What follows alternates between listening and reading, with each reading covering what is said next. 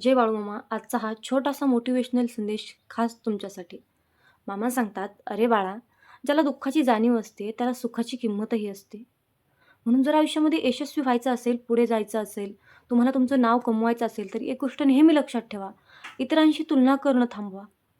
का तर ज्यावेळेस आपण इतरांशी तुलना करतो, त्यावेळेस आपण स्वतः कमकुवत होऊन जातो. म्हणून लक्षात ठेवा, माणूस हा कर्माने कधीच थकत नाही, तर माणूस हा विचाराने थकतो. म्हणून कर्म करत राहा. विचार कधीच करू नका.